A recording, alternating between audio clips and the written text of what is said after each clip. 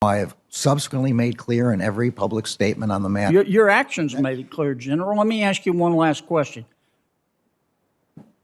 When men follow a United States senator who happens to be a female into a women's room to harass her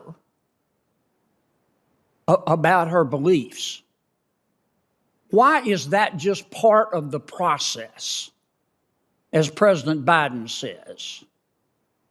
But when a parent goes to a school board meeting to protest that her child is being taught that babies can be white supremacists, is subject to FBI prosecution. Hey everyone, welcome back to Congress Delight. Today's video is going to hit hard. We're talking about an explosive moment when Senator John Kennedy went head-to-head with Attorney General Merrick Garland, and he did not hold back. This wasn't your typical political back and forth. It was a full-blown confrontation about FBI overreach, parental rights, and whether the Department of Justice is being used as a political tool. Let's break down the most jaw-dropping moments from this intense exchange, what Kennedy accused, how Garland responded, and what it all means for free speech and government power in America today. Prosecution. Senator Kennedy came out That the National School Board Association was upset because parents were coming to school board meetings to object to the teaching of critical race theory.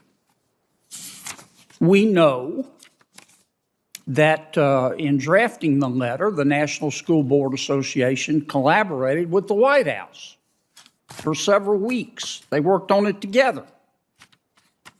And we know that the National School Board Association, once the White House and the association were happy with the letter, the National School Board Association sent the letter to the White House, and the White House promptly called you and said, sick the FBI on parents at school board hearings. And that's what I mean. The White House is the prophet here. You're just the vessel. Isn't that correct? I did not speak with anyone from the White House while I worked on this memorandum. This memorandum reflects my views that we need to protect public officials from violence and threats of violence, while at the same time protecting parents' ability to object to policies. Right. I get that. I've heard your testimony. Were you worried that you would be fired if you didn't issue the memorandum? Senator, I'm not.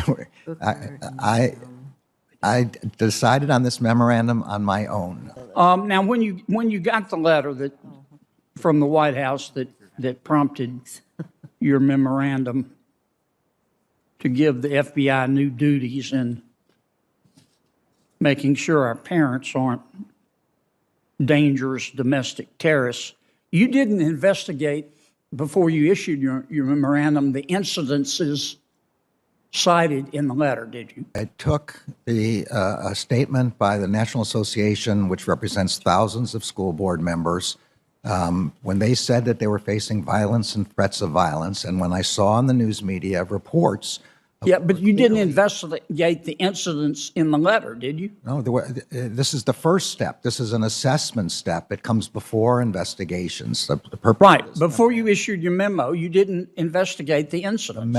The memo is intended to begin assessments. It is intended and in fact, most of the incidents in the letter did not involve threats of violence, did they? I think that's correct. Most of them did not, and they would not be covered by either federal or state law. I agree with that, and they would be protected by the First Amendment.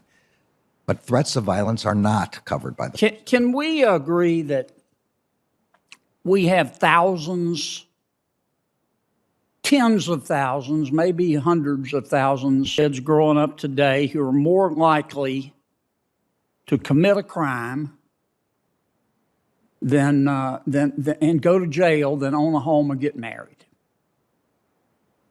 I don't know about the comparative statistics. I do know there are too many people who are committing crime. And one of the reasons for that is lack of parental involvement, isn't it?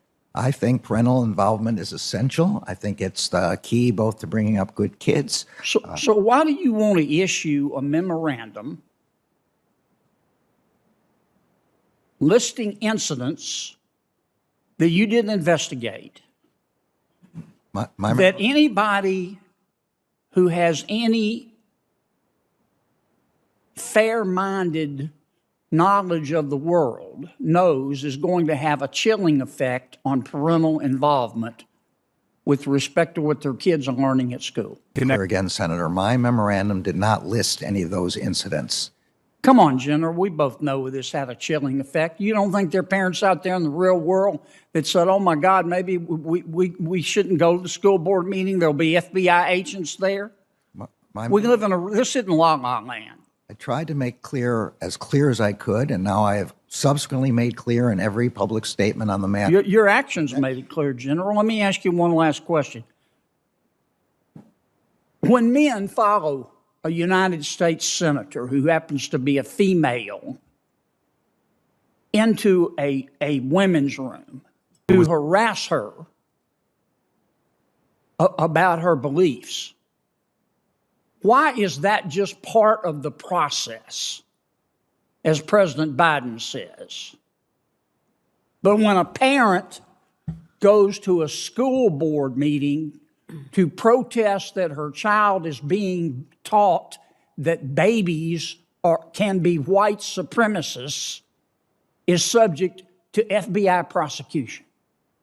The description that you just gave, that parent is not subject to FBI investigation, and there's nothing in this memorandum that suggests this. We protect United States senators against threats of violence. You did a good job with Senator Sinema.